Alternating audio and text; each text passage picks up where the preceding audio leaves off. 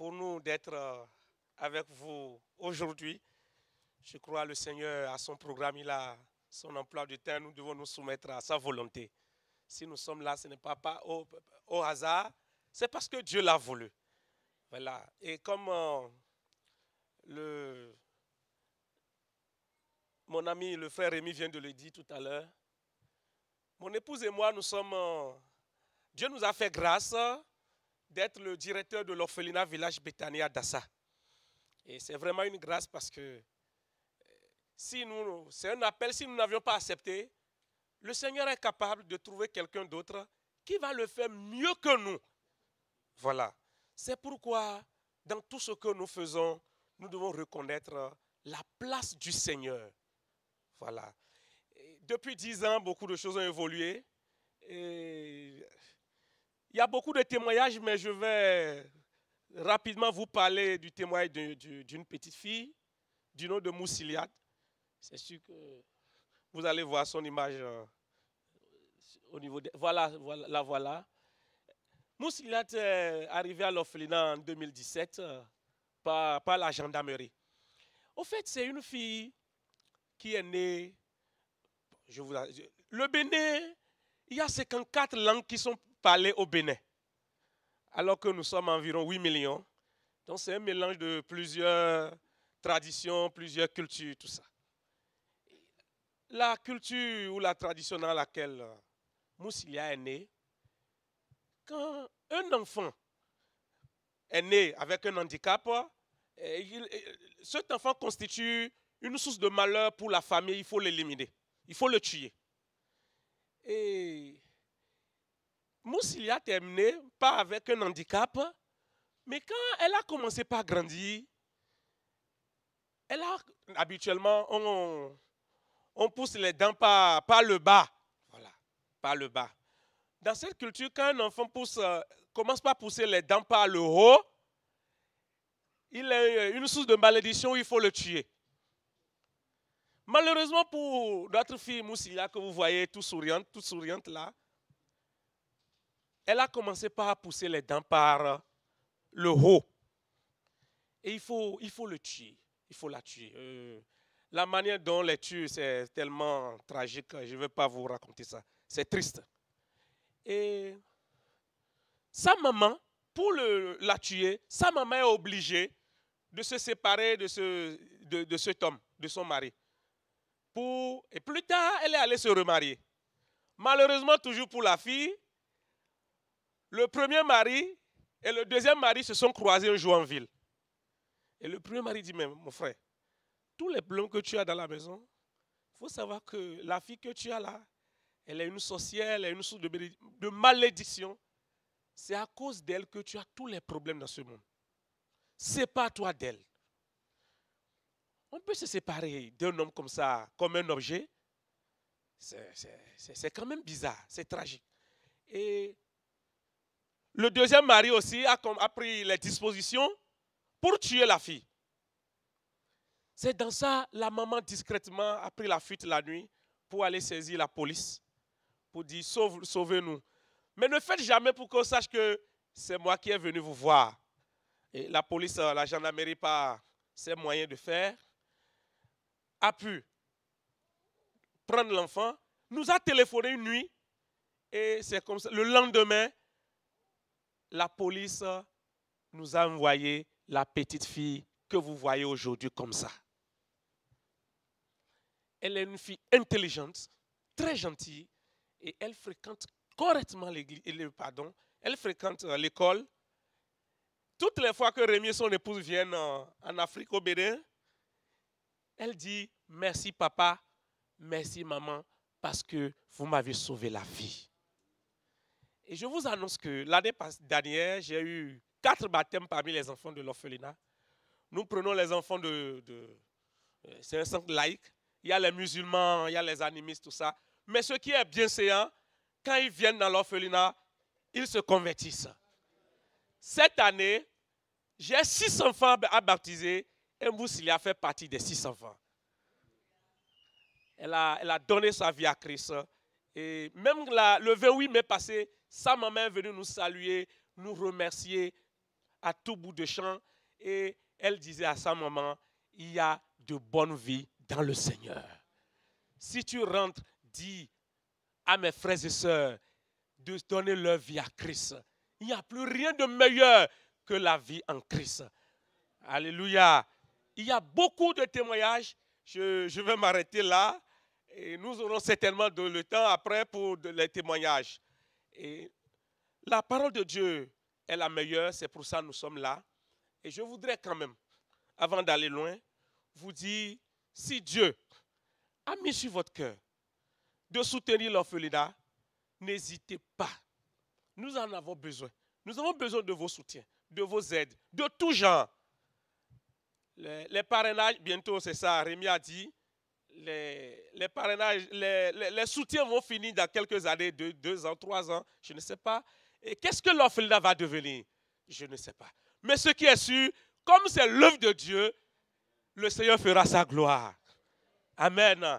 Et il le fera, pas il va descendre du ciel, mais il va nous utiliser, nous les hommes humains sur terre. Il va t'utiliser. Ce que tu penses que c'est petit, ce n'est pas beaucoup. Nous en avons besoin quelque part. Les orphelins ont besoin de ça quelque part. On a besoin de ça pour leur coudre les habits. On a besoin de ça pour la fourniture scolaire. On a besoin de ça pour le déplacement vers l'école. Nous n'avons pas une école dans le centre. On a une école qui est à près de 500 à 1 km environ. On a le chauffeur. Rémi et son épouse nous ont envoyé leur véhicule personnel.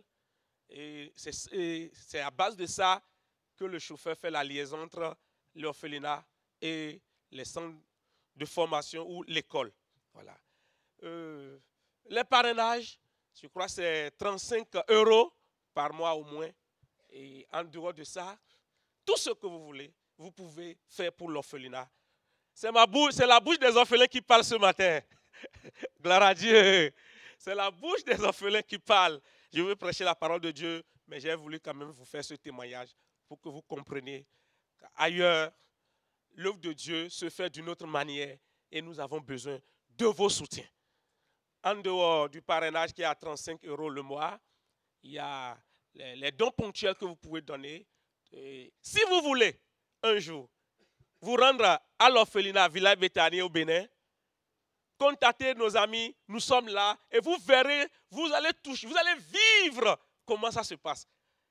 Ceux qui n'ont jamais, peut-être qui n'ont jamais mis pied en Afrique, l'opportunité vous est offerte ce matin de venir faire un tour, rester à l'orphelinat avec nous. Nous avons de beaux dortoirs pour vous accueillir. Voilà. Une fois encore, merci. Nous avons installé nos productions là. Nous faisons l'agriculture, beaucoup de choses dans l'orphelinat, l'élevage. Il y a les tisanes bio, il y a les tote bags, c'est ça. Voilà. Vous pouvez rentrer avec un produit, tout cela en soutenant l'orphelinat Village Béthanie.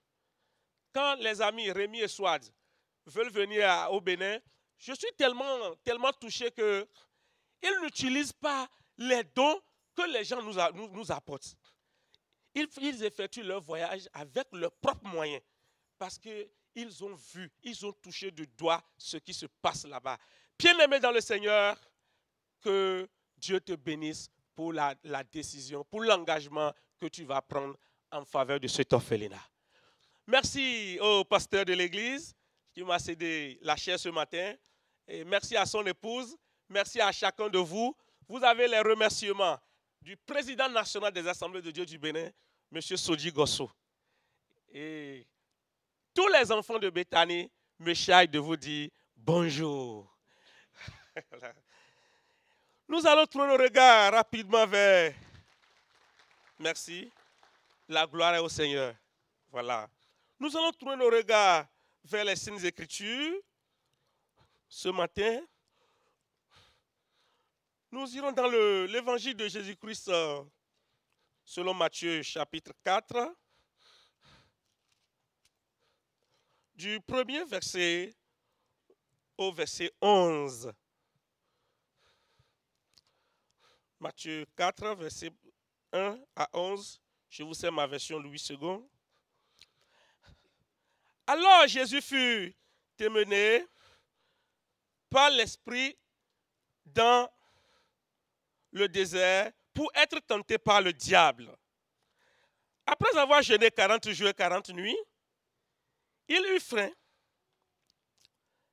Le tentateur, s'étant approché, lui dit, « Si tu es fils de Dieu, ordonne que ces pierres deviennent des pains. » Jésus répondit, « Il est écrit, l'homme ne vivra pas de pain seulement, mais de toute parole qui sort de la bouche de Dieu. » Le diable le transporta dans la ville sainte, le plaça sur le haut du temple et lui dit, « Si tu es fils de Dieu, jette-toi en bas, car il est écrit, il donnera des ordres à ses anges à ton sujet, et ils te porteront sur les mains, de peur que ton pied ne heurte contre une pierre. » Jésus lui dit, il est aussi écrit, tu ne tenteras point le Seigneur ton Dieu.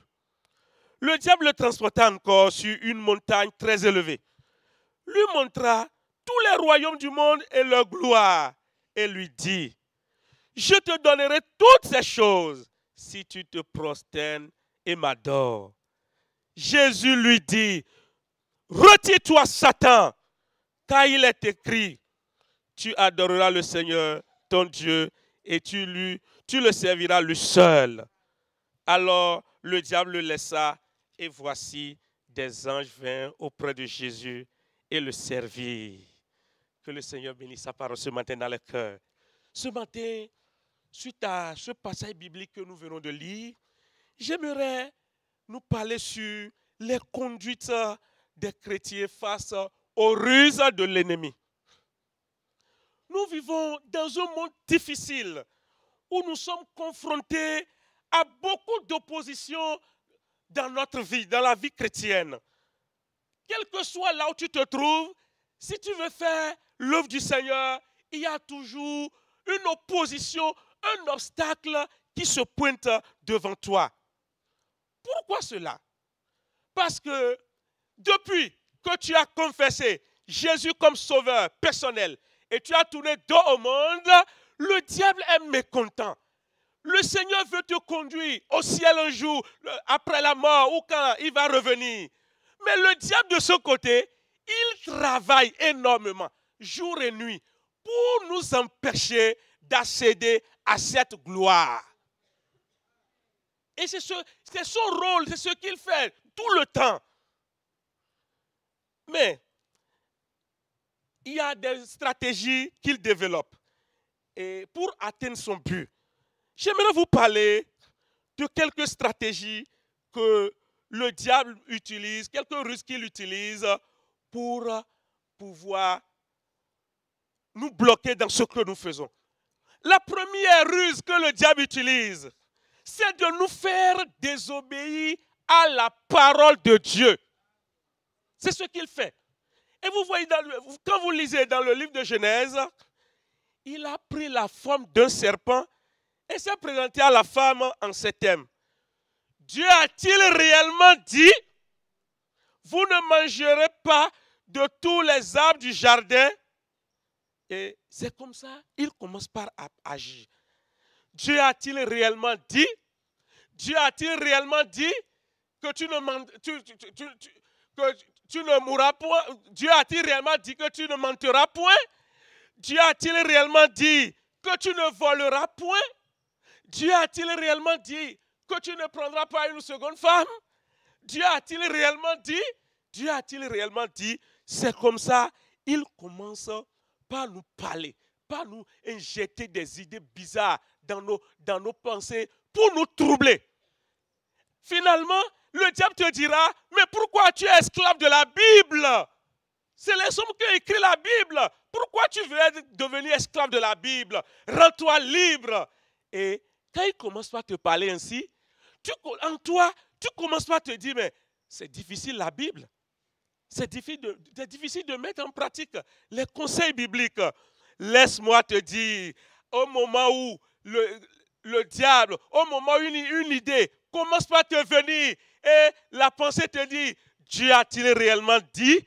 Dieu a-t-il réellement dit? Sache que le diable est là à ta porte et si tu n'es pas vigilant, tu vas tomber dans ses pièges. Puisse le Seigneur nous aider ce matin. De Jésus-Christ, le roi des rois, qui a laissé toute sa gloire, qui s'est abaissé à cause de moi, à cause de toi, à cause de moi. Quand il a fini ses 40 jours de jeûne de prière, le diable s'est présenté devant lui. Et il dit, et le diable, vous voyez comment il est têtu, il connaît la Bible, hein? Le diable connaît très bien la Bible. Il se présente devant le roi des rois, celui qui est venu mourir pour toi et pour moi, et il dit, il est écrit. Mais il a oublié celui avec qui il parlait, il s'adressait. Quand il dit, il est écrit, Jésus de Nazareth dit, il est également écrit. Amen. À 3 reprises, il cite les versets bibliques et le roi des rois également lui donne des versets bibliques pour le contrecarrer. Et finalement, il a mangé la honte et il a pris la fuite. La deuxième stratégie ou ruse que le diable utilise souvent, bien-aimé dans le Seigneur, c'est la peur. La peur. La peur fait partie de ces armes par excellence. Il utilise la peur pour te maintenir en captivité, pour semer le doute en toi. Tu vas commencer par douter de la véracité de la parole de Dieu. Et devant une situation, il te dira, ben, et si c'est faux, qu'est-ce que tu vas faire? Il te dira chaque fois, qu'est-ce qui prouve que pour cette fois-ci, tu réussiras? Devant une situation, un défi, là, même malgré que tu mènes une vie de prière, à un moment donné, l'Esprit te dira, la chose te dira dans tes pensées, qu'est-ce qui prouve que tu réussiras cette fois-ci? Et si tu attends pendant 20 ans, ça ne marche pas, qu'est-ce que tu vas devenir? Mais la honte est là. Il te montre les aspects négatifs de ce qui va arriver si ça ne marchait pas. Et tout cela, c'est pour te maintenir en captivité, pour ne pas te rendre libre. Ce qui s'est passé, la bataille que nous avions menée avant que mon épouse et moi ne soyons ici ce matin, c'est tellement énorme. Depuis le mois d'août, on a commencé par demander le visa pour la France, pour ne pas être surpris. Le dossier a été rejeté, refusé. On a fait recours, on n'a pas eu de suite. Nous sommes là à la distance d'Assa-Cotonou. D'Assa-Cotonou fait environ 200 km. On ne faisait que les navettes. On a fait les recours, ça n'a pas marché. On est là. À un moment donné, j'ai dit à mon épouse, nous allons prier. Le diable s'amène à cette affaire. Nous allons prier. Nous irons faire l'œuvre de Dieu, mais l'ennemi n'est pas content. Nous allons prier. Gloire à Dieu. Depuis août, nous avons eu les visas le vendredi soir et le dimanche, nous avons pris le vol pour la France. Nous avions chassé la main de l'ennemi et nous croyons que Dieu a exaucé nos prières. Des fois, l'ennemi profite toujours de nos situations, de nos faiblesses. Peut-être il te dira, la maladie dans laquelle tu es là, c'est ta mort. C'est ta mort, tu vas mourir bientôt. Pour te semer la peur en toi et t'empêcher d'être libre pour adorer le Seigneur. Laisse-moi te dire, tout ce qui te trouble, le Seigneur a eu la victoire sur ça au nom de Jésus. Et la troisième ruse et stratégie que le diable utilise, que nous avions mentionné ici, c'est les faux enseignements. Les faux enseignements. Et vous savez, 1 Jean 2, verset 18 à 19 dit, maintenant aussi, il y a plusieurs antichrists. Par quoi nous savons que c'est la dernière heure. Ils sont sortis du milieu de vous, mais n'étant pas des nôtres, car s'ils eussent été des nôtres, ils fussent demeurés avec nous. Mais c'est enfin qu'ils fussent manifestés comme n'étant aucun d'eux des nôtres. Pour nous dire que le diable, des fois, il n'a pas peur de se présenter devant Jésus-Christ. Qui sommes-nous si ce n'est pas l'Esprit de Dieu, la gloire de Dieu? Alléluia. Donc, qu'est-ce qu'il fait? Il arrive, le diable réussit des fois à utiliser ceux qui sont zélés, ceux qui viennent adorer le Seigneur, il les prend des fois, il les saisit et ils arrivent à tordre le cou de la parole de Dieu, à donner une mauvaise interprétation de la parole de Dieu pour pouvoir attirer les faibles, pour pouvoir gagner beaucoup d'âmes pour l'enfer au dernier jour.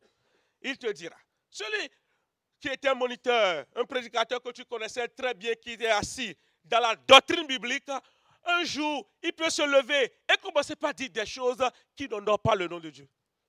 Qu'est-ce qui prouve? Est-ce que vous êtes sûr que Jésus va revenir réellement? Est-ce que vous êtes sûr que Christ est mort pour vous? Est-ce que pour tordre le cou de la parole de Dieu? La Bible dit de nous méfier de ceux-là, parce qu'ils ne viennent pas de Dieu. Le diable a réussi à prendre quelques-uns parmi les élus de Dieu pour les utiliser. Ce sont les ruses, quelques ruses que le diable utilise pour nous avoir. Mais bien aimés dans le Seigneur, quand le diable utilise ses ruses pour chercher à nous détourner de la voie de Dieu, qu'est-ce que nous devons faire? Quelle est notre conduite en tant qu'enfant de Dieu? La première conduite que nous avions mentionnée ici, c'est de connaître la parole de Dieu. Connaître la parole de Dieu, être enraciné dans la parole de Dieu, demander au Seigneur. Vous savez, la Bible est différente des autres livres, des romans que nous lisons souvent. Quand tu veux lire la Bible, c'est toute une révélation. Demande au Seigneur, l'auteur de cette parole, de te donner la profondeur de la connaissance de cette parole. Le diable connaît la Bible. Devant Jésus, il dit, il est écrit, il utilise la Bible. Mais qui est l'auteur de cette Bible? C'est ce qu'il a oublié. Si tu maîtrises si tu mets en pratique la parole de Dieu, d'ailleurs, Psaume 119 nous dit quoi? Je sais ta parole dans mon cœur, afin de ne point pécher contre toi. L'âme avec laquelle tu combats, la Bible que tu as, l'ennemi, le diable, utilisera cette même Bible pour aller à l'encontre de toi. Mais si tu connais la parole de Dieu, il est vaincu et il sera vaincu à jamais. La deuxième conduite à tenir pendant les ruses de l'ennemi, que nous avions mentionné ici, c'est de prendre autorité comme Jésus-Christ a pris autorité. Amen. De prendre autorité comme Jésus-Christ a pris autorité. Il n'a pas tremblé devant le diable. Il s'est levé, il dit, il est écrit. Et finalement, il est parti. Toi de même, reconnais ce matin que tu es vainqueur avant de t'engager dans le combat. Jésus a payé le prix à la croix pour toi. Jésus a tout payé pour toi. Et à la croix, les ruses de l'ennemi ont été vaincus. Et la Bible nous dit, quand Jésus est mort, nous sommes morts avec lui. Quand il a été enseveli, nous sommes ensevelis avec lui. Et quand il est ressuscité, nous sommes ressuscités avec lui. La Bible dit, quand il est assis à la droite du Père, il nous a fait asseoir à la droite du Père. Et ça, la victoire de Jésus-Christ sur le diable, c'est ta victoire également. C'est ma victoire également. Et la gloire revient à notre Seigneur Jésus-Christ. La dernière conduite que j'ai mentionnée ici, c'est d'être éveillé. Soyez éveillés et vigilants. Soyez éveillés et vigilants à tout bout de champ. J'ai l'habitude de dire à mes collègues pasteurs, mes amis pasteurs, si les anges ont échoué, ont chuté dans le ciel, nous les hommes, nous devons beaucoup veiller. Si les anges ont chuté au ciel, nous les hommes, les humains, nous devons beaucoup veiller. Parce que le diable veut atteindre son objectif. Coûte et coûte, nous enlever de la voie de Dieu pour l'enfer. Mais par la grâce de Dieu, il ne nous verra point.